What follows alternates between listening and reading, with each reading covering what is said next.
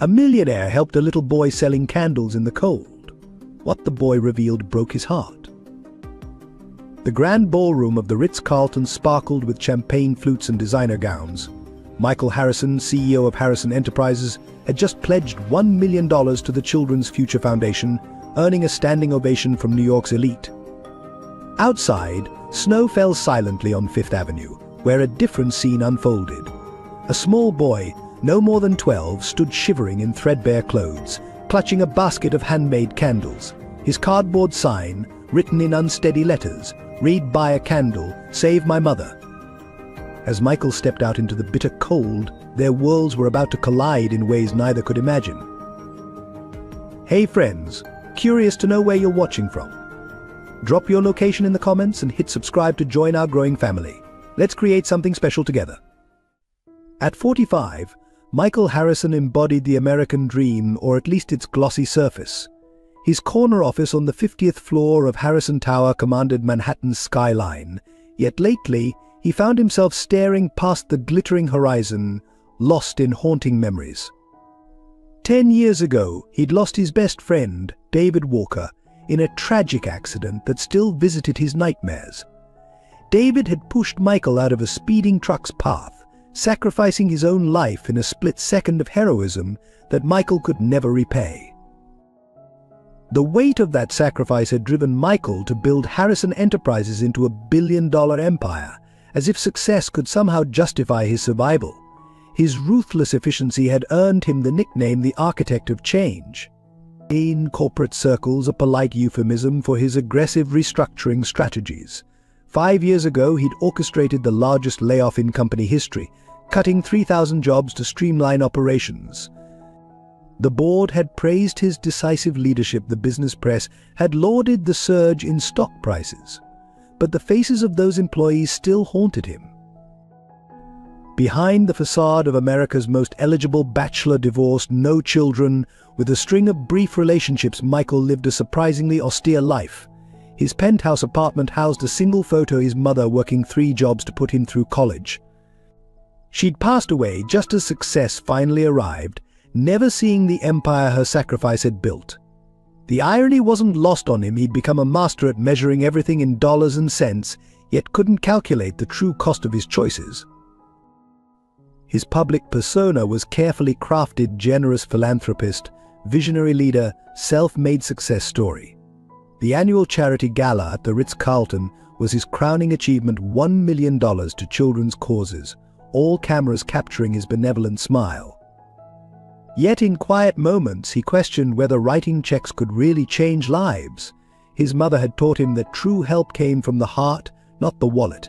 But somewhere between board meetings and balance sheets, he'd forgotten that lesson. Recent nights found him sleepless, watching old news clips of those layoffs. One face in particular caught his attention: a woman pleading for her job, not for herself but for her co-workers. He'd dismissed her then as emotionally manipulative. Now, her words echoed with uncomfortable truth. A company isn't just numbers, Mr. Harrison. It's people, families, dreams. The board meeting tomorrow would present another opportunity for strategic restructuring. The numbers made sense, as always. But for the first time in years, Michael wasn't sure he could trust those numbers. In his private moments, he found himself questioning the very foundation of his success. The corporate kingdom he'd built felt increasingly hollow, its glass and steel facade concealing an emptiness he couldn't quite name. His best friend's final words make it count. Mike had become both blessing and curse. Had he made it count? Or had he simply made it profitable? These questions plagued him as he stood at his office window, watching the city lights flicker like distant stars, each one representing a life he'd never know, a story he'd never hear. Timothy Tim Walker stood shivering in the December wind, his 12-year-old frame dwarfed by the towering skyscrapers of Manhattan. His basket of handmade candles, carefully crafted from salvaged wax and recycled glass, felt heavier with each passing hour. 6 months ago, he'd been a regular 6th grader at PS 41, dreaming of becoming a doctor.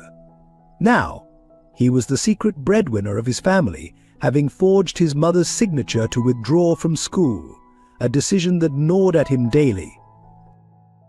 His routine had become a carefully orchestrated dance of deception. Every morning he left home wearing his school uniform, backpack filled with textbooks. But instead of heading to class, he'd change into worn street clothes in a public bathroom, then spend hours walking the streets, selling candles to anyone who'd spare a glance.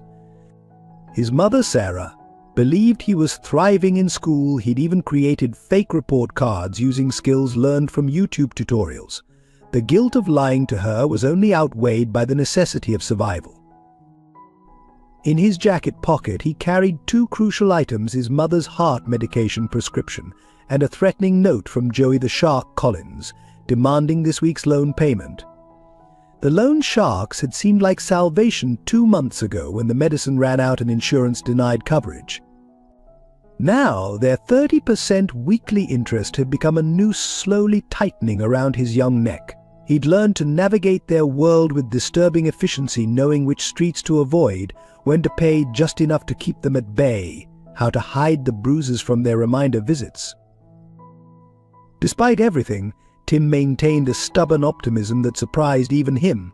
Each evening, after counting the day's earnings, he'd set aside one special candle, the best of his collection, to light his mother's room while she read her worn copy of To Kill a Mockingbird. These moments, watching her face illuminated by the warm glow, made every hardship worthwhile. She'd taught him that integrity meant doing the right thing, even when no one was watching. He wondered what she'd think of his choices now. The local community had become his silent support system. Mrs. Chen from the corner store slipped him day-old pastries, pretending they were unsellable. Mr. Rodriguez, the building superintendent, taught him candle-making techniques from his homeland, sharing stories of his own childhood struggles.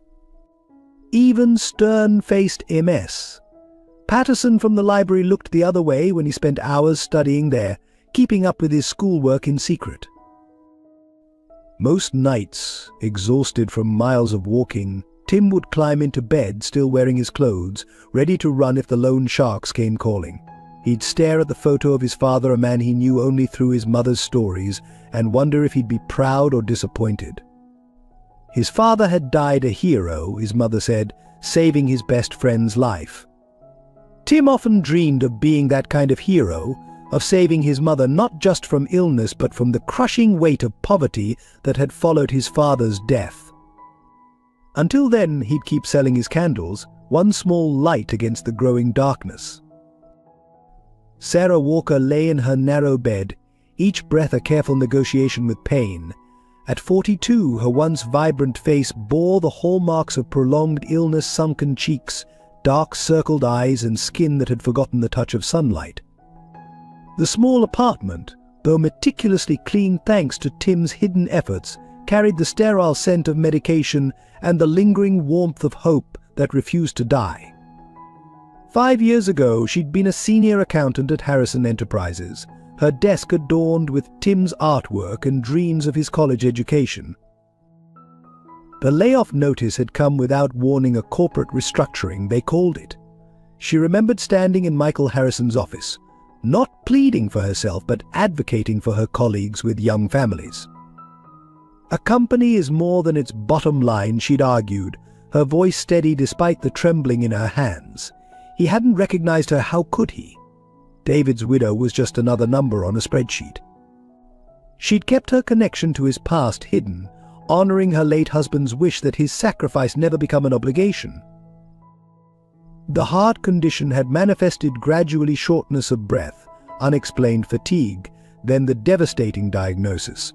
Insurance had covered the initial treatments, but after losing her job, each pill became a luxury they couldn't afford. She watched helplessly as their savings evaporated, then their possessions sold one by one at the pawn shop down the street. Only David's photo remained, watching over them from its place of honor by her bedside. Pride kept her from reaching out to Michael Harrison, even as the walls closed in. David had given his life to save his best friend, but she wouldn't let that debt pass to their son. Tim's future was too precious to be built on obligation or pity. Besides, the Michael Harrison she glimpsed in business magazines bore little resemblance to the young man David had cherished as a brother. Money had changed him, or perhaps survival guilt had hardened something essential in his soul. Each night, as Tim lit a candle for her reading such a thoughtful son, saving his allowance for these small luxuries, she marveled at his resilience. His school reports showed excellent grades. His stories about friends and teachers painted a picture of normalcy she desperately wanted to believe. If she sometimes noticed shadows under his eyes or caught him studying her medical bills when he thought she was sleeping, she chalked it up to teenage concerns. The medication's effectiveness was waning, each day a little harder than the last. The doctors spoke of surgery in urgent whispers, but she smiled and nodded, knowing it was an impossible dream. Her greatest fear wasn't death, it was leaving Tim alone in a world that had already taken so much from him. She kept a journal hidden beneath her mattress, pages filled with memories of David, advice for Tim's future, and one sealed letter addressed to Michael Harrison, to be delivered only if the worst happened. Some truths, she believed, were best revealed when their power to obligate had passed. Nights were the hardest, when pain made sleep elusive and worry gnawed at her defenses. The city lights flickered beyond her window like distant stars, each one perhaps illuminating another story of struggle and survival. In these quiet hours, she would hold David's photo close and whisper the same prayer, not for herself, but for Tim to find his way in a world that often confused kindness with weakness and success with worth. Sometimes, watching his candlelight dance across the ceiling, she could almost believe that everything would somehow be all right.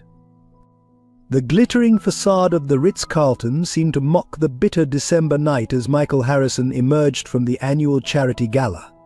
His $1 million pledge still rang in his ears, accompanied by the polite applause of New York's elite. The snow had begun falling more heavily now, transforming Fifth Avenue into a monochromatic canvas of white and shadow. As he waited for his driver, his attention was drawn to a commotion near the hotel's entrance. A well-dressed businessman was shooing away a small figure, his voice carrying across the frozen air, "Get away from here. You're driving away the guests." The figure, a boy clutching a basket of candles, stumbled backward, nearly falling on the icy sidewalk. Something about his determined stance, the way he righted himself and stood his ground, caught Michael's attention. The boy couldn't have been more than 12, yet his eyes held a weariness that belonged to someone much older. Just then, Preston Montgomery, one of the city's most prominent real estate developers, emerged from the hotel. "These street urchins are becoming a real problem," he declared loudly, adjusting his cashmere scarf. Someone should call the police. The boy's face paled, but he didn't run. Instead, he lifted his cardboard sign higher. "Buy a candle, save my mother." The crude lettering seemed to glow in the streetlight, each word a silent accusation against the wealth surrounding it. Michael found himself moving forward, drawn by an impulse he couldn't name. As he approached, the boy's eyes met his clear, unflinching, and somehow familiar. The basket contained carefully crafted candles, each one wrapped in recycled paper and tied with frayed ribbon. How much, Michael heard himself ask. The boy's response was barely a whisper. $5 each, sir. They burn for 8 hours." There was pride in his voice, despite everything.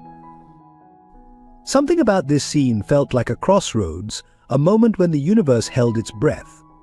Behind him, the charity gala continued its champagne-fueled celebration of generosity. Before him stood a child whose entire world had been reduced to the contents of a basket and a desperate plea. The contrast was almost theatrical in its cruelty. Preston's voice cut through the snowfall. "Harrison, surely you're not encouraging this." The boy's eyes widened at Michael's name, a flash of recognition quickly hidden. He began gathering his things, clearly expecting to be chased away like so many times before. But Michael reached into his wallet, pulled out several $100 bills. "I'll take them all," he said, surprising himself. The boy's hands trembled as he accepted the money, but his gaze remained steady. "The candles, sir," he began, but Michael shook his head. "Keep them. Sell them to someone else." As the boy turned to leave, Michael noticed something else: his shoes, worn almost through, leaving slight impressions in the snow. Each step seemed carefully measured, as if to conserve energy. Without thinking, Michael called out, "Wait!" The boy froze, then slowly turned back. "What's your name?" A pause. "Then Timothy, sir. But everyone calls me Tim." The name hit Michael like a physical blow, though he couldn't say why. It wasn't until the boy had disappeared into the swirling snow that Michael realized he was holding something: a single candle, pressed into his hand at the last moment.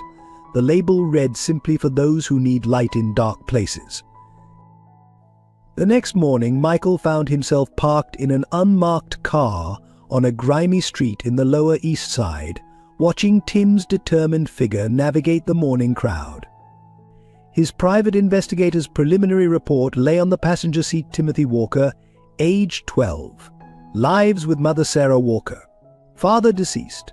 Dropped out of PS 41 6 months ago, mother presumably unaware. Known associates: local loan shark Joey the Shark Collins. Each detail felt like another weight added to Michael's conscience. Through tinted windows, he observed Tim's daily routine unfold.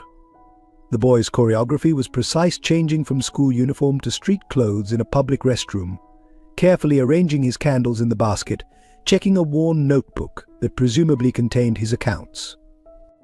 What struck Michael most was Tim's interaction with other street vendors: a respectful nod to the pretzel seller, a quick conversation with an elderly newspaper vendor, a shared laugh with a hot dog cart operator.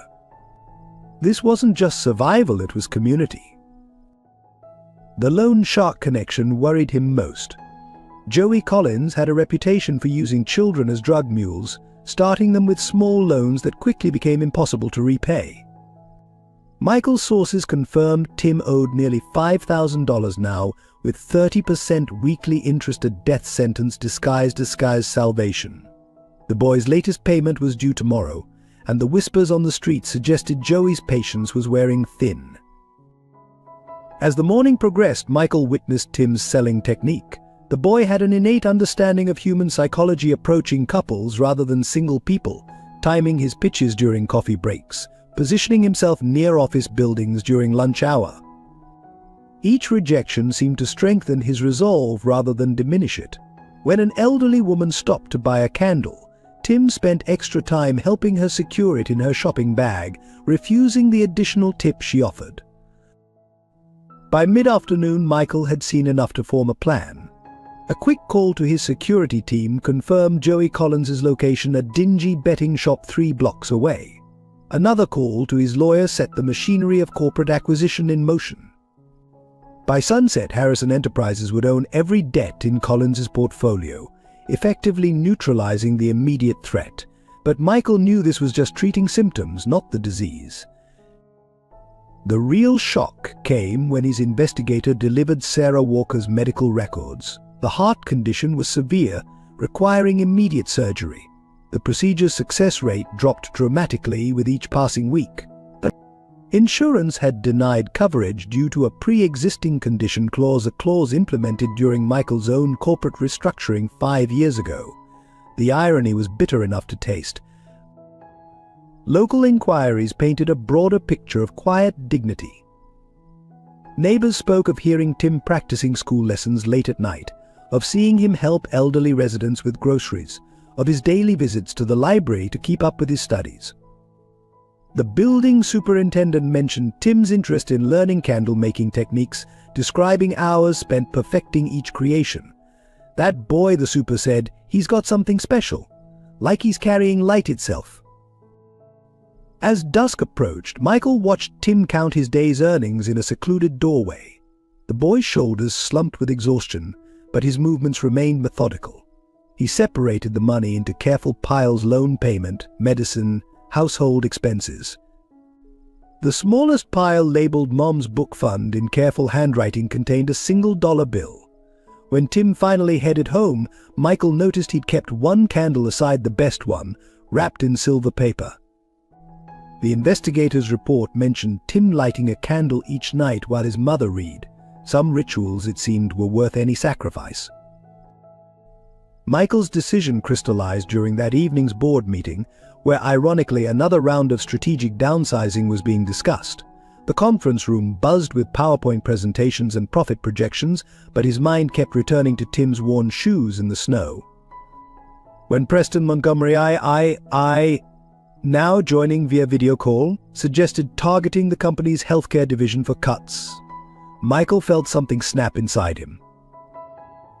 "This meeting is adjourned," he announced abruptly, silencing the room. "And I'm authorizing an immediate $10 million allocation from our emergency fund for medical assistance to former employees." The board members exchanged alarmed glances.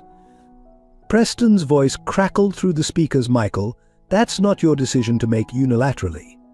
The shareholders, Michael interrupted, will understand that this is both a moral imperative and a PR goldmine." Back in his office, Michael initiated a series of carefully orchestrated moves.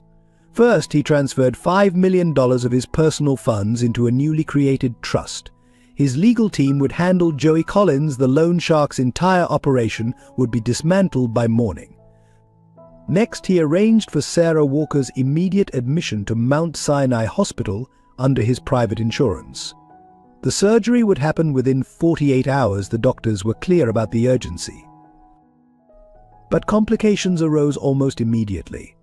The board called an emergency session, citing concerns about erratic behavior and misuse of corporate funds. Preston Montgomery was rallying support for a vote of no confidence.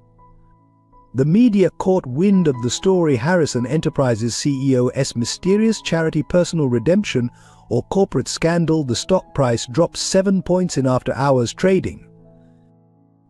More worryingly, Tim had disappeared from his usual spots. Michael's sources reported increased activity around Joey Collins's operation, rumors of a lesson being planned for those behind in payments.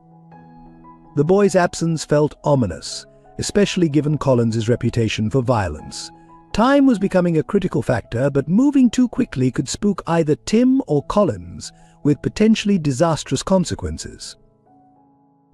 Sarah Walker's condition added another layer of urgency.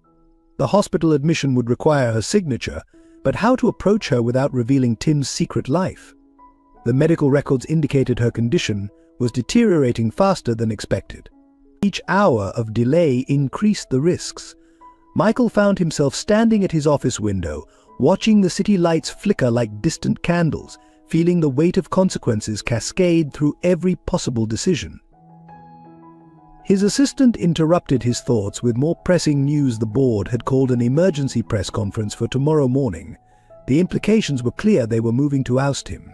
His entire corporate empire, built over decades, hung in the balance. The rational choice would be to back down, protect his position, find some other way to help from within the system. But looking at the single candle Tim had given him, still sitting on his desk, Michael knew rationality had nothing to do with what came next. He reached for his phone, dialed a number he hadn't used in years. "Janet? It's Michael Harrison. Remember that favor you owe me? I need every reporter you know at Harrison Tower tomorrow morning, and I need them hungry for a story about corporate responsibility and second chances." As he hung up, he noticed his hands were steady for the first time in days. Tomorrow would change everything for better or worse. The only question was whether he could move fast enough to save both Tim and his mother before the forces he'd set in motion consumed them all. Tim deserves a like for his incredible strength and sacrifice, but looking at the counter, you might be the first one to show your support. Your like could start an avalanche of kindness, just like Tim's candles lighting up the darkness. The fluorescent lights of Mount Sinai Hospital cast harsh shadows across Sarah Walker's pale face as she was wheeled into the emergency room. Michael stood in the corridor, watching through glass doors as doctors swarmed around her bed. The 48-hour window they'd warned about had shrunk to mere hours after she'd collapsed at home. Tim sat hunched in a plastic chair, still wearing his candle-selling clothes, his small frame somehow even smaller under the institutional lighting. The recognition, when it came, hit Michael like a physical blow. As nurses shifted Sarah to connect monitors, her face caught the light at just the right angle, and suddenly he was transported back 15 years, to another hospital corridor, to David's wedding day. Sarah Walker wasn't just another employee he'd laid off. She was David's wife. Tim wasn't just a boy selling candles. He was David's son, the boy he'd promised to protect, the family he'd sworn to watch over, had been struggling mere blocks from his office while he signed checks for charity galas. Time seemed to freeze as memories cascaded through Michael's mind. David pushing him out of that truck's path, the screech of brakes, the funeral where he'd stood tongue-tied and useless. Sarah had been there, of course, pregnant with Tim, refusing his offers of financial help. "David didn't save you so you'd feel indebted," she'd said. "He saved you because that's what friends do." He'd respected her wishes then, gradually lost touch, let business and success fill the void of grief. The doctor's urgent voices brought him back to the present. Sarah's heart was failing faster than expected. They needed to operate immediately, but the procedure carried significant risks. Tim sat motionless, clutching his mother's worn copy of To Kill a Mockingbird, its pages marked with a handmade candle wrapped in silver paper. The same book she'd been reading at David's bedside all those years ago. A young resident emerged from the emergency room, clipboard in hand. "Mr. Harrison, we need next of kin authorization for the procedure." Tim looked up sharply. Recognition and something else, was it fear, flickering across his face. Michael knelt before the boy, seeing David's eyes staring back at him. "Tim, there's something you need to know." But before he could continue, Tim spoke, his voice barely a whisper. "You're him, aren't you? The friend Dad died saving. Mom keeps your picture in her journal." The truth hung between them like a tangible thing. Years of unspoken words and missed opportunities condensed into this sterile hospital moment. Through the glass, monitors beeped with increasing urgency. Sarah's heartbeat was becoming erratic. The doctors were calling for immediate action. Michael reached for the clipboard, but Tim's small hand caught his wrist. "Will you keep your promise this time?" the boy asked, and in that moment, Michael heard David's voice as clearly as if he was standing there. "Make it count, Mike."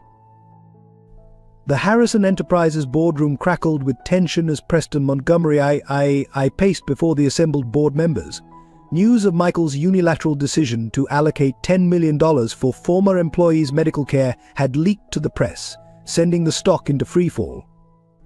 CNBC was running hourly updates on the Harrison crisis while social media exploded with both support and criticism.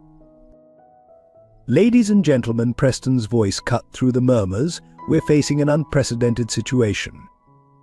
Michael Harrison has effectively gone rogue." He gestured to the financial projections displayed on the wall screen, showing potential losses in the billions. "This isn't just about the $10 million, it's about market confidence. Our shareholders are panicking." The room filled with grim nods and concerned whispers. The Puerto Rico nightmare had intensified when someone leaked Michael's connection to the Walker family. Headlines screamed Harrison Enterprises CEO's guilt-driven charity. A decade of neglect. Exposed photos of David Walker's funeral surfaced online, showing Michael standing beside a pregnant Sarah. Twitter erupted with hashtags Harrison betrayal and corporate conscience battled for trending supremacy. Janet, Michael's media contact, had done her job too well. Every major network was covering the story, but the narrative had spun beyond anyone's control. Some painted Michael as a corporate villain seeking redemption, others as a humanitarian breaking free from shareholder greed. The truth, as always, was messier. Employee forums flooded with stories of past layoffs, while current workers worried about their own job security. Meanwhile, the legal department was in chaos. The sudden acquisition of Joey Collins's loan portfolio had raised regulatory red flags. The SEC was asking questions about potential misuse of corporate funds.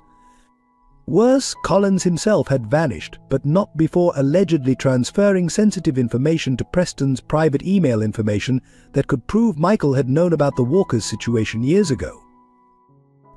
As the board meeting reached its climax, Preston played his trump card. "We have evidence," he announced, "that Michael Harrison deliberately ignored Sarah Walker's original plea during the layoffs 5 years ago. He chose corporate profits over his supposed best friend's family." The room erupted in shocked discussions. Preston continued, his voice carrying artificial concern. This isn't just a crisis of leadership, it's a fundamental breach of fiduciary duty. The vote of no confidence seemed inevitable. Board members who'd known Michael for decades wouldn't meet his eyes. The corporate machinery he'd built was turning against him, its gears greased with decades of prioritizing profits over people.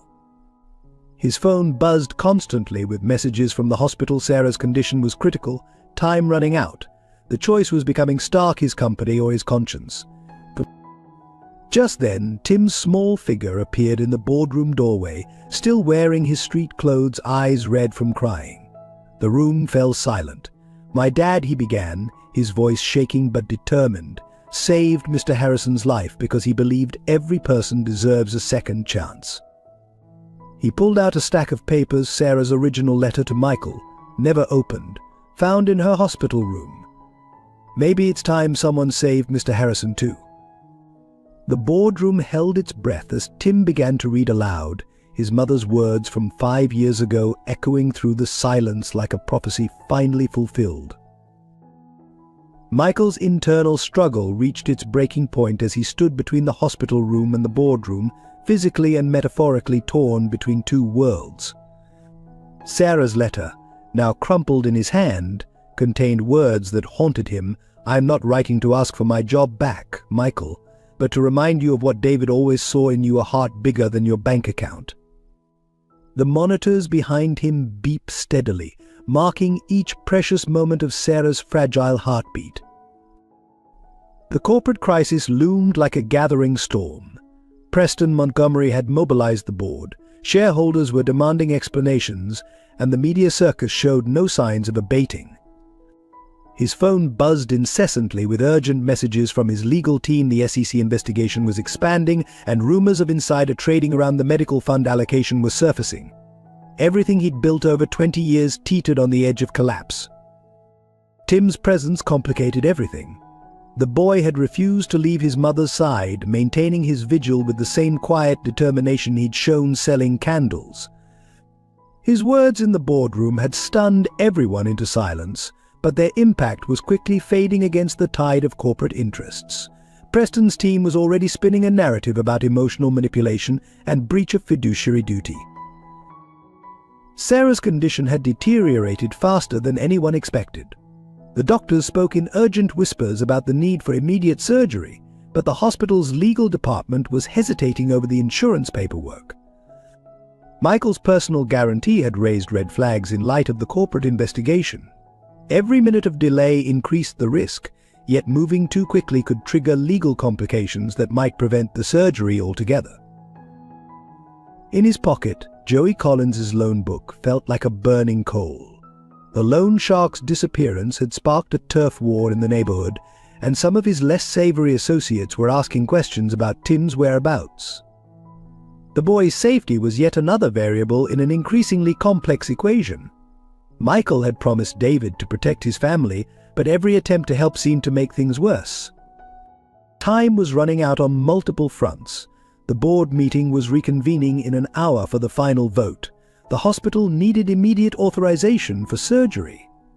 Tim's quiet sobs from his mother's bedside carried more weight than all the corporate documents ever signed. Sarah's unread letters, found in her apartment, revealed years of quiet dignity and refused help not out of pride, but out of belief in Michael's eventual redemption. The choice seemed impossible: save his company or save his friend's family, the corporate titan or the human being. The man he'd become or the man David had died believing he could be. Through the hospital window, dawn was breaking over Manhattan, painting the sky in shades of hope and warning. Somewhere in that city, thousands of employees waited to learn their fate. Sarah's heart monitor beeped its steady rhythm, like a countdown to redemption or ruin. Michael looked at his reflection in the hospital window. CEO, billionaire, friend, guardian, all these identities blurring together in the early morning light. Tim had fallen asleep clutching his mother's book, a silver-wrapped candle serving as a bookmark. The flame hadn't been lit yet, waiting for Sarah to wake up and read again. Some promises, Michael realized, were worth any price. The investigation into Harrison Enterprises' past revealed layers of connection that even Michael hadn't fully grasped. In a dusty archive room deep within corporate headquarters, his team discovered Sarah Walker's original layoff appeal from 5 years ago.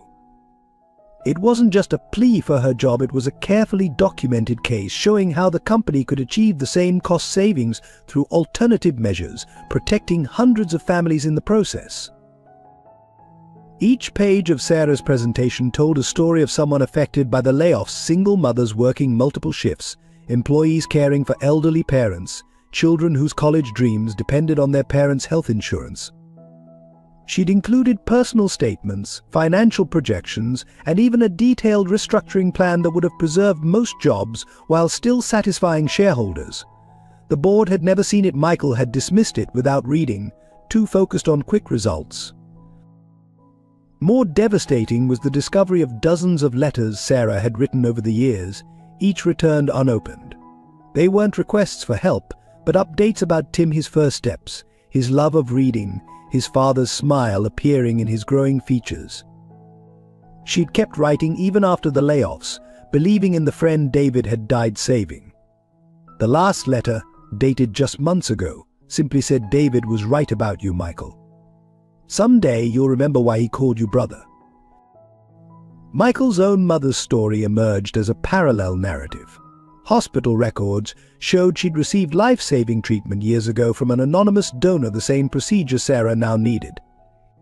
In his mother's personal effects, Michael found a letter revealing the donor's identity. David Walker had sold his beloved classic car to pay for her treatment, never telling Michael. The timing coincided perfectly with David's decision to take a second job, the same job that had him driving that fateful night. The corporate archives also held surveillance footage from the layoff day. Sarah could be seen leaving Michael's office, but instead of going home, she'd spent hours helping other laid-off employees find resources and support. She'd organized informal support groups, shared job leads, even used her severance to help others make rent. All while pregnant with Tim, all while grieving David, all while believing in the goodness she insisted still lived in Michael's heart. Tim's school records painted another picture of quiet resilience.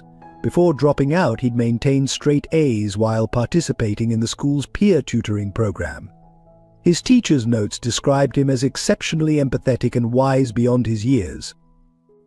One comment stood out: "Tim brings light into every room he enters, just like his father did." The boy had inherited David's gift for seeing the best in people, even while facing the worst in circumstances. Local community members came forward with stories about the Walkers. The building superintendent described how Sarah had organized a reading program for neighborhood children, using her own books as a lending library. Even after falling ill, she'd continued teaching English to elderly immigrants in the building. Tim had taken over these sessions when she became too weak, teaching himself Mandarin and Spanish to help his mother's students. As Michael dug deeper, a pattern emerged of lives touched and changed by the Walker family's quiet generosity. David's sacrifice had saved more than just Michael's life. It had created a legacy of kindness that rippled through the community. Sarah and Tim had continued this legacy, lighting candles of hope in others' darkness while their own world grew dimmer. The irony wasn't lost on Michael. He'd spent years building a financial empire, while the true wealth had been in the human connections he'd ignored. The present challenges mounted with alarming speed. Joey Collins's disappearance had created a dangerous vacuum in the neighborhood's criminal ecosystem. His former associates, sensing vulnerability, began pressuring Tim's fellow street vendors for protection money. The elderly newspaper vendor who'd watched over Tim was hospitalized after a suspicious fall. The message was clear: someone would pay Collins's debts, one way or another. At the hospital, Sarah's condition entered a critical phase. The doctors spoke in increasingly urgent tones about a rare complication requiring specialized equipment from Europe. Even with Michael's resources, the logistics seemed impossible within the required time frame. The hospital's ethics committee raised concerns about prioritizing one patient over others with similar needs. Meanwhile, insurance companies continued denying coverage, citing the pre-existing condition clause Michael himself had championed years ago. Tim's situation grew more precarious by the hour. Child Protective Services had been notified of his school absence, triggering an investigation that threatened to separate him from Sarah. His secret life as the family breadwinner could no longer be hidden. The social worker's preliminary report painted a complex picture: a brilliant child forced to become an adult too soon, a mother unaware of her son's sacrifices, a family holding on to dignity by the thinnest of threads. Preston Montgomery's team leaked selective information to the press, crafting a narrative that portrayed Michael's efforts as manipulative exploitation of a child's tragedy for corporate damage control. Photos surfaced of Tim selling candles in the snow, juxtaposed with images of Michael at luxury charity events. Social media erupted with competing hashtags #SavedTimWalker versus Harrison hypocrisy. The boy's story had become a battleground for larger debates about corporate responsibility and social justice. The loan shark's threats escalated. Anonymous notes appeared at Sarah's hospital room, detailing Tim's payment schedule and suggesting tragic accidents could befall patients with inadequate security. The hospital's surveillance system mysteriously malfunctioned during key hours. Even Michael's private security team seemed uncertain about containing the threat without drawing unwanted attention to the Walker's situation. Medical complications created a cascade of new challenges. Sarah developed an adverse reaction to the initial treatment, forcing the doctors to adjust their approach. Each adjustment required new approvals, new consultations, new delays. Tim spent hours researching medical terms online, trying to understand the doctors' discussions, his young face aging years with each passing day. The silver-wrapped candle remained unlit by his mother's bedside, waiting for a reading session that seemed increasingly unlikely. Corporate pressures added another layer of complexity.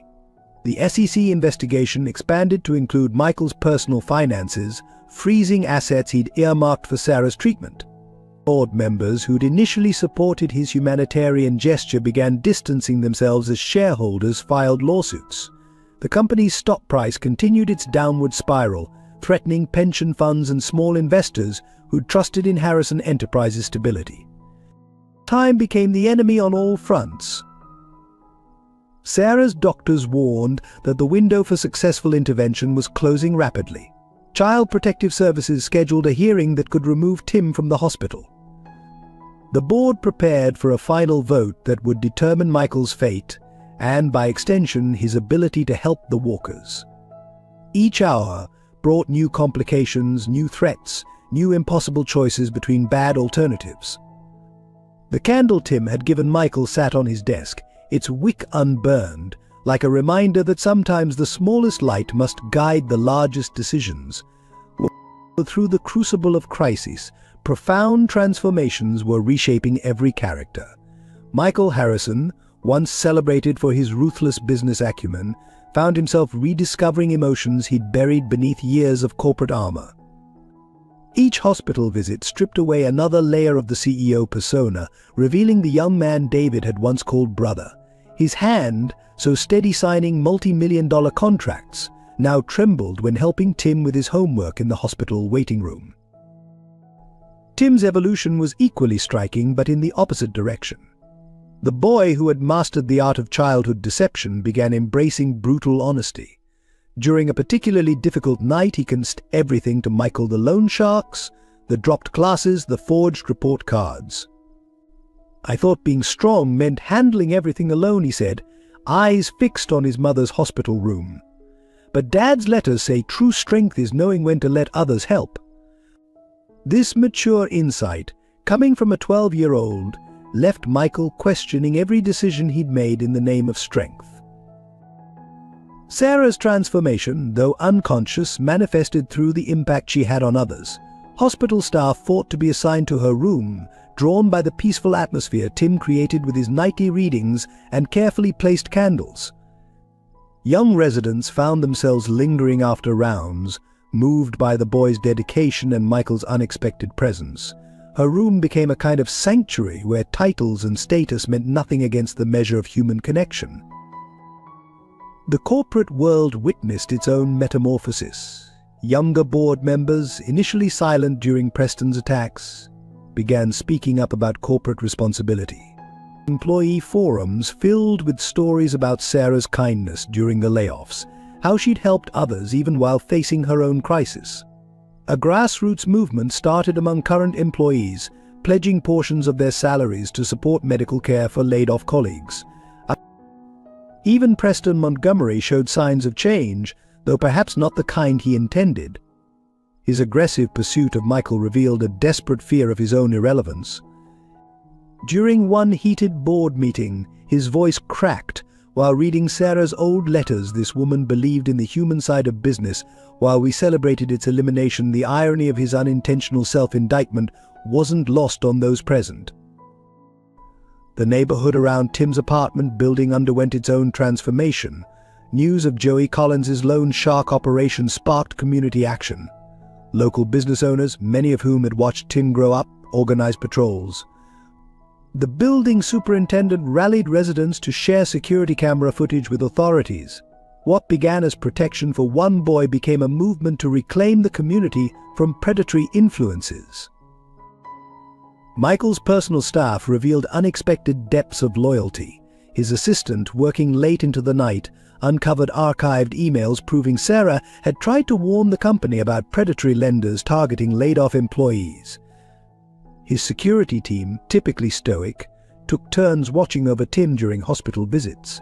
His legal department, known for aggressive litigation, began exploring ways to establish a foundation for employee emergency medical care. The most profound change, however, was in the relationship between Michael and Tim. Their initial awkwardness gave way to a deep understanding born of shared vigilance and hope. They developed a routine. Michael would arrive early mornings with breakfast and Tim's schoolwork. They'd review medical updates together, and in quiet moments Tim would teach Michael how to make candles. "Dad wrote that you were afraid of fire as a kid," Tim mentioned one day, showing him how to shape the wax. "Maybe that's why you forgot how to light the way for others." The observation, innocent yet profound, crystallized everything Michael had lost and might yet regain. The surgery crisis erupted at 3:47 a.m. when Sarah's heart monitor flatlined for 17 seconds. The hospital corridor erupted into controlled chaos as medical teams rushed to stabilize her.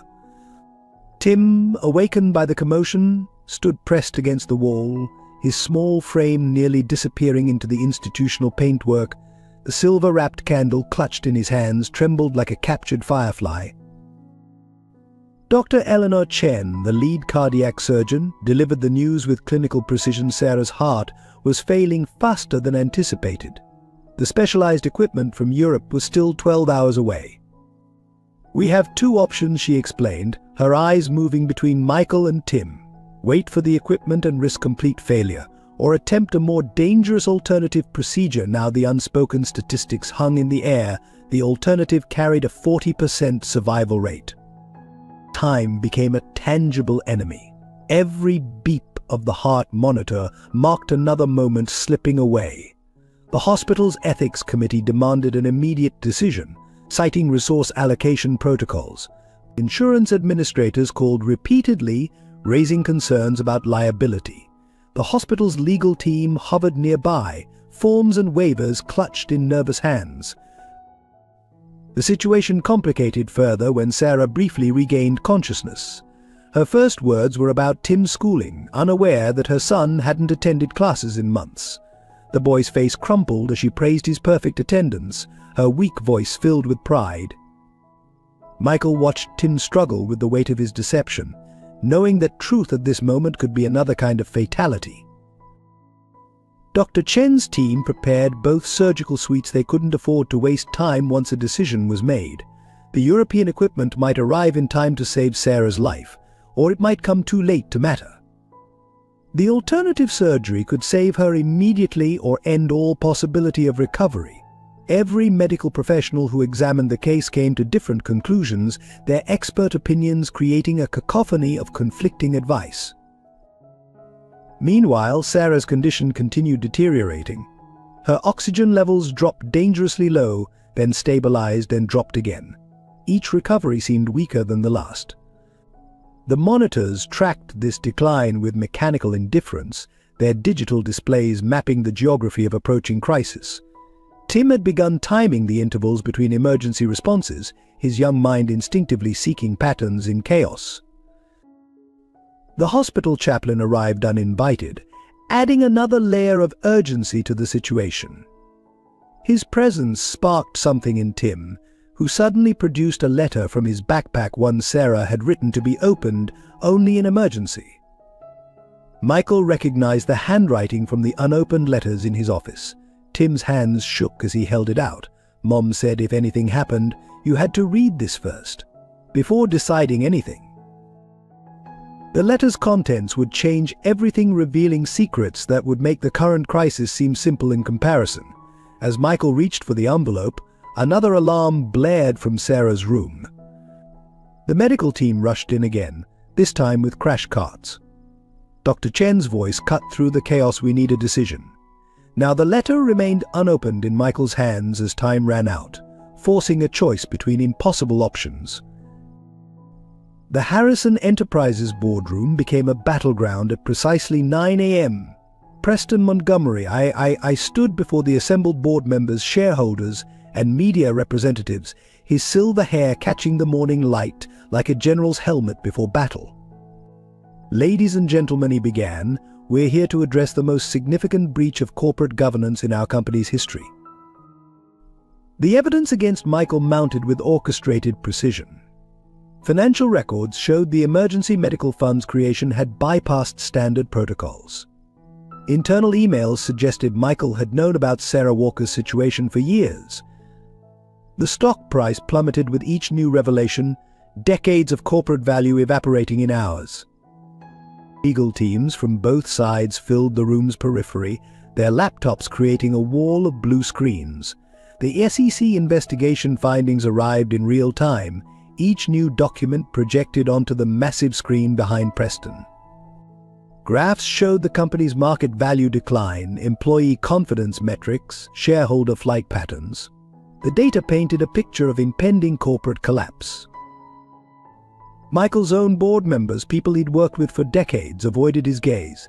Janet, his media contact, struggled to counter Preston's narrative as Harrison betrayal trended nationwide. Even longtime allies began distancing themselves, their carefully worded statements suggesting a leadership change might be in the best interest of all stakeholders. The atmosphere grew more hostile when Preston revealed his trump card surveillance footage from 5 years ago showing Michael dismissing Sarah's original appeal without reading it. This isn't about one family's tragedy, Preston declared. It's about a pattern of negligence disguised as sudden philanthropy. The boardroom erupted in murmurs as more documents appeared, internal memos, risk assessments, liability reports. Then came the financial projections. Preston's team had calculated the potential cost of setting a precedent for helping former employees billions in potential liability. Shareholders watched in horror as their investment's value continued dropping. Preston's voice carried artificial concern. We must ask ourselves, is this a leader acting in the company's best interests, or a man trying to buy absolution with shareholder money? The vote seemed inevitable until Tim's unexpected arrival. The boy's hospital rumpled clothes stood in stark contrast to the room's corporate polish. He carried a worn notebook, Sarah's detailed records of every employee she'd helped after the layoffs. His voice, though young, carried the weight of inherited wisdom. My father saved Mr. Harrison because he saw something worth saving. Today, you're not just voting on a CEO, you're voting on whether corporations can have a conscience. As Tim spoke, emergency notifications began flooding everyone's phones. Sarah's condition had taken a critical turn. The boy's voice never wavered as he continued reading from his mother's records, each story a counterpoint to Preston's financial charts. The boardroom's atmosphere shifted subtly, corporate certainty giving way to human doubt. In the heavy silence that followed, even Preston seemed to recognize that some victories carry too high a cost. As the boardroom crisis unfolded, a more dangerous situation was developing in the hospital's parking structure. Joey Collins's former associates had finally traced Tim's movements, their black SUVs circling like vultures. The loan shark's disappearance had created a power vacuum, and someone had decided the Walker family's debt would make a perfect example for others considering defiance. Michael's security team spotted the threat too late. Tim, rushing between his mother's room and the boardroom, had unknowingly walked into a trap. 4 men, dressed as hospital maintenance workers, converged on the service elevator. The boy's backpack, containing Sarah's letters and the precious silver-wrapped candle, became an unexpected point of contention when he refused to surrender it. The confrontation escalated quickly. Security cameras caught fragments of the scene: Tim backing away, his small figure dwarfed by the approaching men, the sudden flash of a knife, a scuffle near the emergency exit. The boy's years of street survival kicked in. He ducked, weaved, and almost made it to the stairwell before they caught him. His shouts for help echoed through the concrete structure, lost in the hospital's mechanical ambient noise. Hospital security responded to the disturbance, but the situation had already spiraled beyond their expertise. The men weren't just debt collectors, they were sending a message to the entire neighborhood. Tim's defiance had become a symbol of resistance against their operation, and they intended to make an example of him. The knife wasn't meant to threaten, it was meant to permanently silence a witness to their activities. Michael, alerted during the board meeting, faced an impossible choice. Sarah's surgery couldn't proceed without his immediate authorization, but Tim's life hung in the balance. The hospital's security cameras showed the boy being forced into one of the SUVs, his face bloody but defiant. The silver-wrapped candle rolled across the parking structure floor, its pristine paper now stained red. The community responded with unexpected force. The building superintendent, monitoring his network of local contacts, mobilized dozens of street vendors and shop owners. They blocked exits, photographed license plates, created an impromptu barrier of food carts and delivery vehicles. But years of quiet resentment against the loan sharks erupted into active resistance, all inspired by a boy who sold candles in the snow. Local police, initially hesitant to involve themselves in what they viewed as a civil matter, found their hands forced by the growing crowd of witnesses. Emergency response units converged on the hospital, their sirens adding to the chaos. Inside the boardroom, the live security feed played out like a silent film, corporate politics forgotten as human drama unfolded in stark black and white. Time became the enemy once again. Sarah's doctors couldn't wait any longer for surgery authorization. The loan shark's U was heading toward the highway, where recovery chances would drop to near zero. The board demanded an immediate vote on Michael's leadership. 3 crises converged into a single moment of decision, each choice carrying life-altering consequences.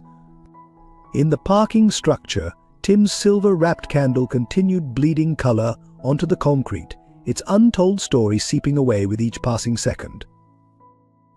If Tim's courage touched your heart, let's show him some love with a quick like. Sometimes a single click can light up someone's darkest moment.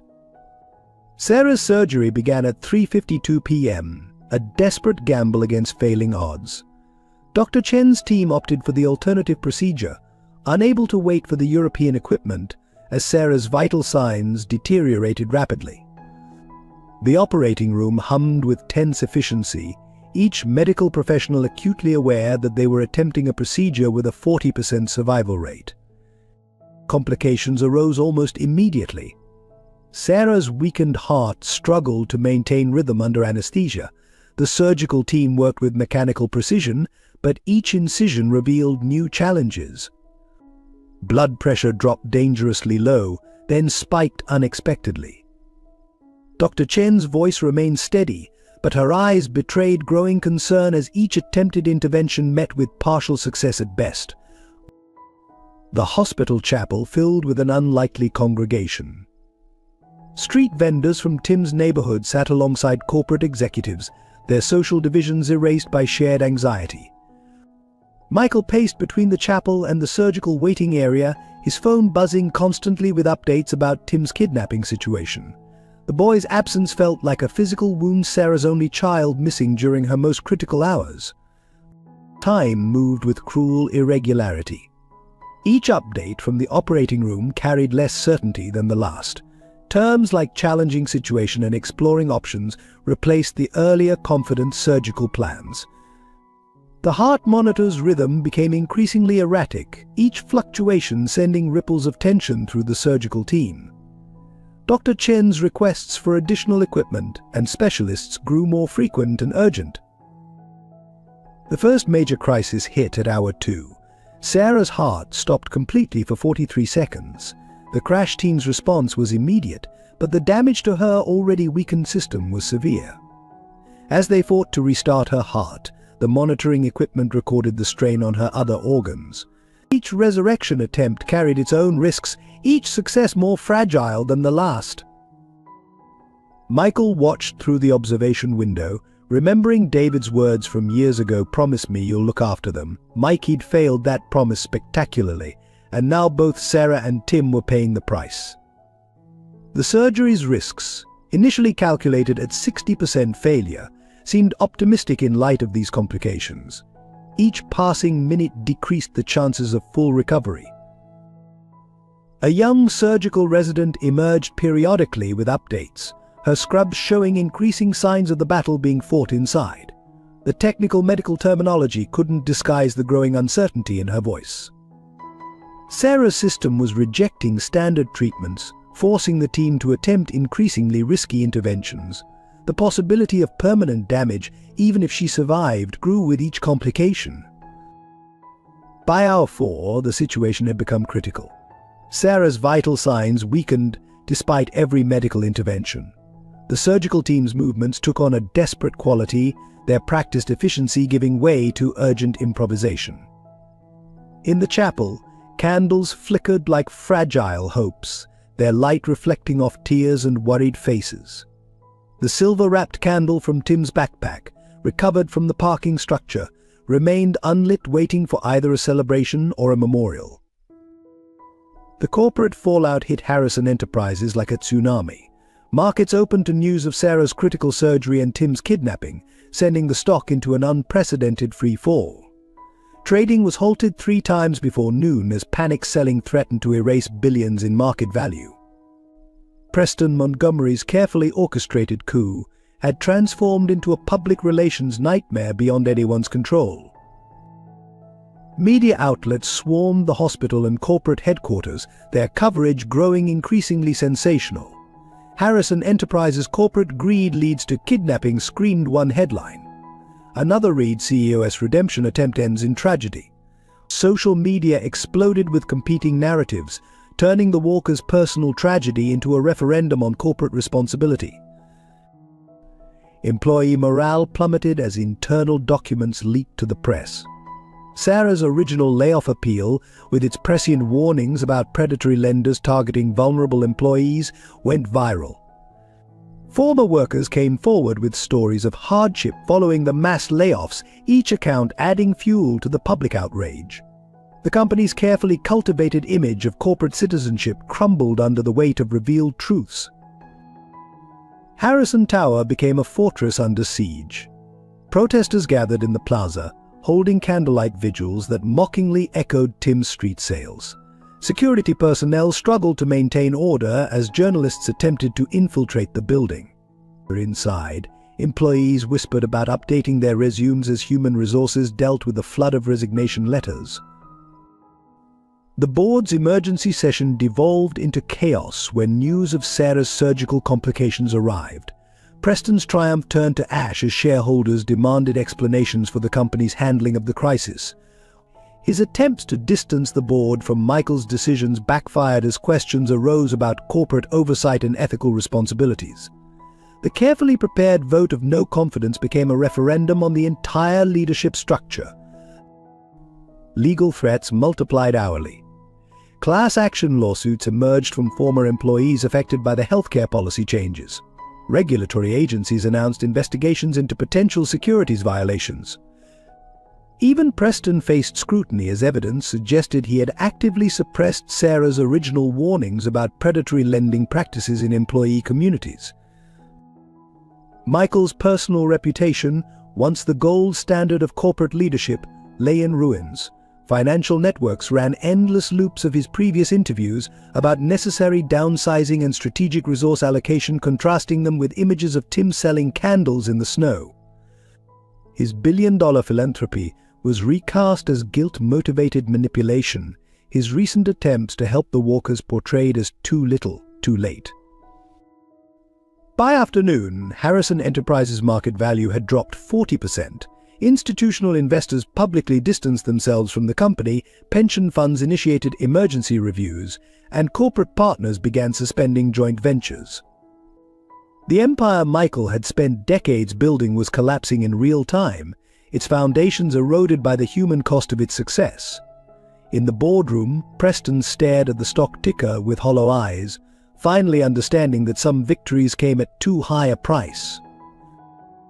The hospital vigil entered its darkest hour as news of Tim's continued captivity spread through the waiting room. The boy's empty chair beside Sarah's recovery area became a symbol of compounding tragedy. The street vendors who had tried to protect him sat with heads bowed, their usual animated chatter replaced by heavy silence. The silver-wrapped candle, rescued from the parking structure, bore a crimson stain that no one dared to clean. The community response transformed from concern to action. The building superintendent coordinated with local shop owners, creating a network of eyes and ears across the neighborhood. Former customers who had bought Tim's candles shared stories and locations, helping police piece together the kidnappers' likely hideouts. Even the elderly newspaper vendor, still recovering from his accident, provided crucial information about the loan shark's usual patterns. The neighborhood underwent a visible change as worry for Tim galvanized long-dormant community bonds. Shop owners left their lights on all night, creating corridors of illumination through usually dark streets. Residents placed candles in windows, a silent tribute to the boy who had brought light to their lives. Local children contributed their savings to a reward fund, though police discouraged such public offerings. Sarah's hospital room became a command center of sorts, despite her absence in surgery.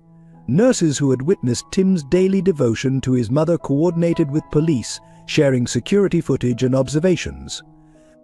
The room's whiteboard, still bearing Tim's careful notes about his mother's medication schedule, stood as testament to a child forced to grow up too quickly.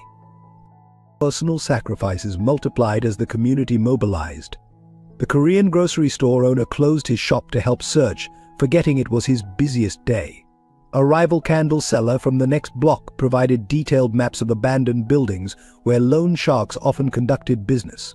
Neighborhood teenagers, usually divided by territory and rivalry, united to share information through social media networks. The psychological toll mounted with each passing hour.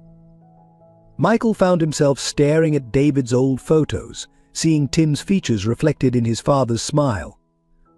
The promise he'd made to protect this family haunted every moment, made worse by the knowledge that his corporate policies had helped create the desperate conditions that led to Tim's involvement with loan sharks. In the chapel, an impromptu memorial appeared. People brought candles many purchased from Tim over the months, creating a growing constellation of light. Each flame represented a story: the elderly woman Tim had helped cross icy streets, the student he'd tutored in English between sales, the homeless man he'd shared his lunch with. The boy's impact on his community became measurable in these small acts of remembrance. The night brought its own form of torture as hope competed with fear. Every phone call, every police update, every hospital announcement carried the potential for either relief or devastation. The community held its breath, united in uncertainty, while two lives hung in balance: a mother in surgery and her son in unknown danger. The silver-wrapped candle remained unlit, its pristine paper now marked with both blood and tears, waiting to either celebrate a reunion or commemorate a loss. Sarah's emergency surgery reached hour 6 when the truth about David Walker's death shattered Michael's world. A nurse, organizing Sarah's belongings, discovered a hidden compartment in her worn copy of To Kill a Mockingbird. Inside lay a letter, dated the day before David's fatal accident, revealing a devastating secret David had known about the truck's faulty brakes before pushing Michael to safety. The letter detailed how David, working as a mechanic at the trucking company, had reported the maintenance issues repeatedly.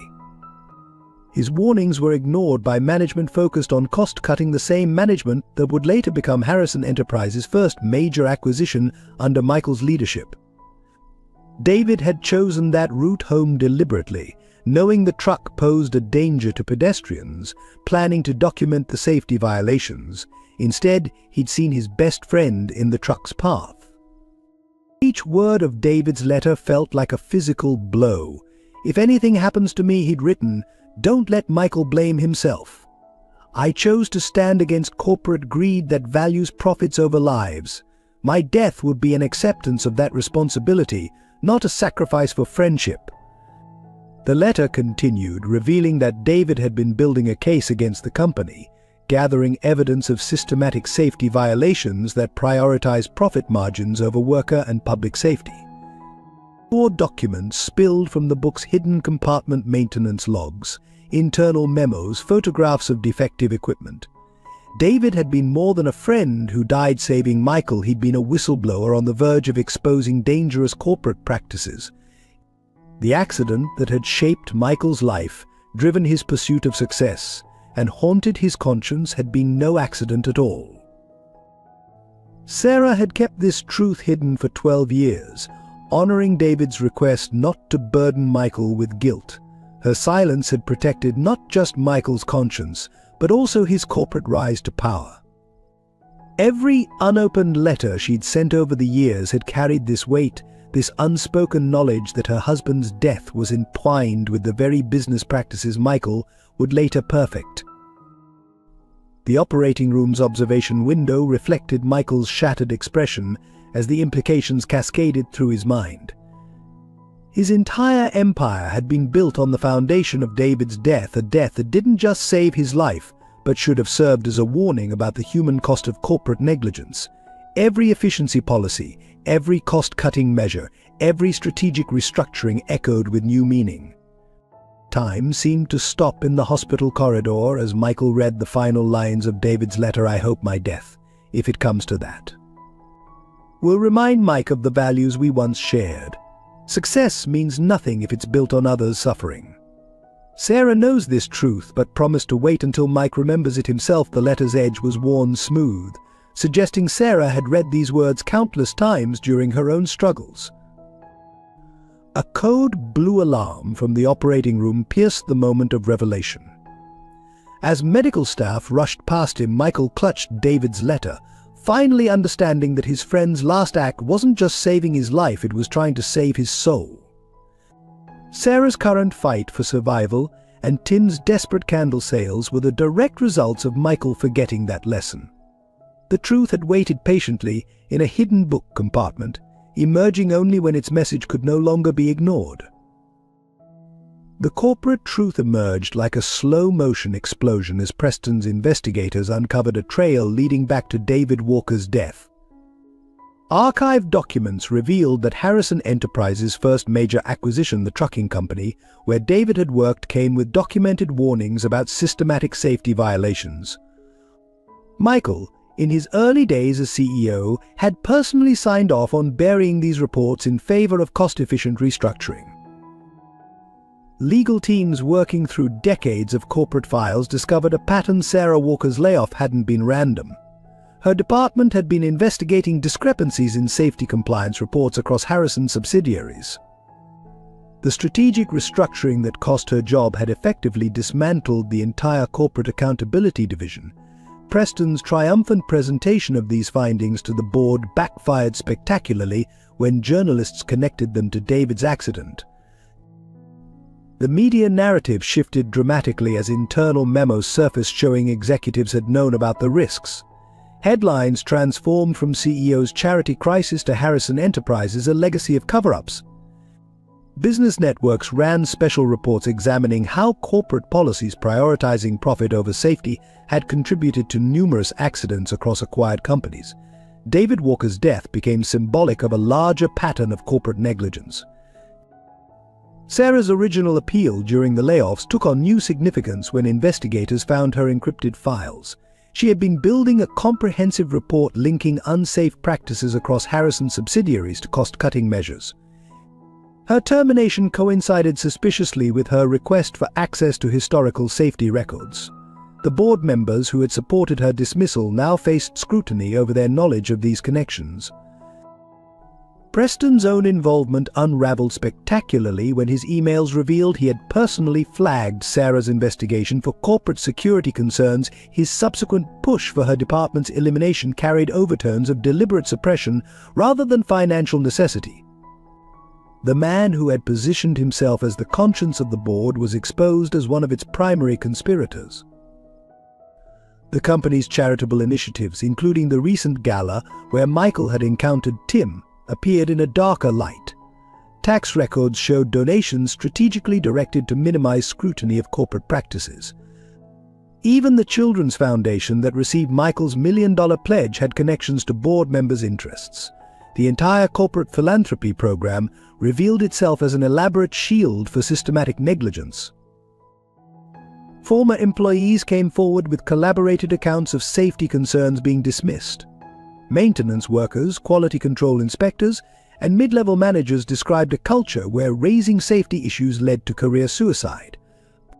Each testimony added another layer to the understanding of how David's warnings about the truck's brakes had gone unheeded, and how similar warnings continued to be suppressed. The final blow came when an anonymous source leaked decades of internal risk assessment reports. These documents showed executives, including Michael, repeatedly choosing cheaper alternatives despite known safety risks. The cost-benefit analyses included calculated acceptable casualty rates, reducing human lives to numerical values in profit equations. As these revelations spread, Harrison Enterprises' carefully constructed corporate image crumbled, revealing the true cost of its success written in lives like David Walker's. Lost stories emerged from the shadows of Harrison Tower as the crisis deepened. A janitor working late shifts for 30 years revealed how Michael's mother had secretly visited David's office every anniversary of his death. She'd leave a single candle, the same brand Tim now sold, burning in silent vigil. The security footage showed her final visit, just days before her own passing, leaving a letter that was never found. The hospital's archives yielded another layer of connection. Records showed that David, while moonlighting as a mechanic, had anonymously donated funds for Michael's mother's cancer treatment. He'd sold his prized Mustang, telling Sarah it was to start a college fund for their unborn child. The timing matched perfectly with Mrs. Harrison's miraculous insurance approval for experimental treatment, a mystery that had puzzled Michael for years. Sarah's personal journal, found in her hospital room, painted a portrait of quiet resilience and hidden knowledge. She documented everything: David's growing concerns about corporate safety, his late-night discussions about ethical responsibility, his decision to take the mechanic job to understand the problems firsthand. The final entry before his death read, "David believes Michael will remember who he was meant to be. Some lights take longer to find their way home." The neighborhood held its own revelations. Elderly residents remembered David as the young man who fixed their cars for free, using parts bought with his own money. He'd kept detailed records of maintenance issues, building a case against the trucking company's negligence. The same streets where Tim now sold candles had been David's testing ground for documenting unsafe practices. Michael's mother's safety deposit box, unopened since her death, contained hundreds of newspaper clippings about David's accident. She'd highlighted inconsistencies in the official report, made notes about brake failure patterns, collected witness statements that were never included in the investigation. Her own letter, never sent, expressed her certainty that David's death was no accident but a consequence of the corporate culture her son would later embrace. Tim's school records revealed a child unconsciously following his father's path. His science projects focused on safety improvements for everyday objects. His essays questioned the balance between profit and human cost. Even his candle making showed David's influence, each one crafted with multiple safety features, tested rigorously before sale. The boy had inherited more than his father's eyes, he'd inherited his conscience. The hospital's chaplain shared a story that brought everything full circle. The night before his death, David had visited the chapel, lighting a candle and speaking about choices. Sometimes, he'd said, the most important light isn't the one that shows us where to go, but the one that shows us where we've been. The chaplain had kept the candle stub all these years, not knowing its significance until Tim began his own candlelight vigils. These revelations converged like tributaries into a river of understanding. Every person touched by the walkers carried a piece of the larger truth. David's death wasn't just about saving Michael's life, it was about illuminating a path back to humanity in corporate America. Sarah had protected this legacy, waiting for the moment when all these hidden lights would finally break through the darkness of profit-driven negligence. Sarah Walker opened her eyes at precisely midnight, 48 hours after her surgery began. The first thing she saw was Tim, bruised but alive, clutching her hand with fierce determination. Michael stood in the doorway, his corporate armor finally shattered, looking more like David's old friend and a CEO. The silver-wrapped candle burned steadily on the bedside table, its flame reflecting in the tears of all present. Tim's rescue had come through the most unlikely alliance. Preston Montgomery II himself, the board member shaken by the revelations about his role in corporate negligence, had used his underworld connections to locate and free the boy. The loan sharks, faced with exposure of their ties to legitimate businesses, had released Tim unharmed, though not before he'd shown the same stubborn courage that had marked his father's final stand. Dr. Chen declared the surgery a qualified success, though recovery would be long and challenging. Sarah's heart, strengthened by experimental techniques never before attempted at the hospital, showed promising signs of adaptation. The European equipment, arriving too late for the original procedure, would now aid in her rehabilitation. Against all odds, both mother and son had survived their separate ordeals. The reunion in Sarah's hospital room became a moment of collective healing. Street vendors brought food, local musicians played soft melodies, and children delivered handmade cards. The community that had rallied around Tim's candle sales now celebrated not just survival, but the rekindling of hope. Even hardened nurses found themselves wiping away tears as Tim read aloud from To Kill a Mockingbird, his voice strong despite his recent ordeal. Michael watched this scene with new eyes, finally understanding what David had tried to teach him about true wealth. The empire he'd built seemed hollow compared to the rich tapestry of human connections in this simple hospital room. Sarah's gentle smile, Tim's resilient spirit, the community's unwavering support, these were the real measures of success his friend had died protecting. Recovery brought its own miracles. As Sarah regained strength, she shared stories about David that filled in the gaps in Michael's memory. The friend he'd idolized as a corporate success story emerged instead as a quiet hero who'd fought against the very practices Michael had later embraced. Each revelation was another step in his own healing, another piece of himself recovered from the wreckage of guilt and ambition. Through it all, Tim maintained his nightly ritual of lighting a candle for his mother's reading, but now others joined in: hospital staff, fellow patients, visiting executives who'd learned of the Walker's story. The boy's simple act of selling light in darkness had transformed into a symbol of resistance against corporate greed, a reminder that some values couldn't be measured in profit margins. The night before Sarah's release, she asked for a moment alone with Michael. Her voice, though weak, carried the strength of long-held truth. "David knew you'd find your way back," she said, holding out a final unopened letter. "He believed the light inside you was worth saving." As Michael read his friend's last words, Tim's candle cast dancing shadows on the wall, its flame steady and true, lighting the way forward. The transformation of Harrison Enterprises began not with grand announcements but with quiet changes. Michael resigned as CEO but remained on a reformed board, now dedicated to corporate responsibility. His first act was establishing the David Walker Foundation for Corporate Ethics, funded by his entire personal fortune. The foundation's mission went beyond traditional philanthropy, focusing on protecting whistleblowers and supporting employees affected by corporate negligence. Sarah, once she recovered, took a surprising role in the company's reformation. Drawing on her years of observing both corporate practices and community needs, she designed a revolutionary employee support program.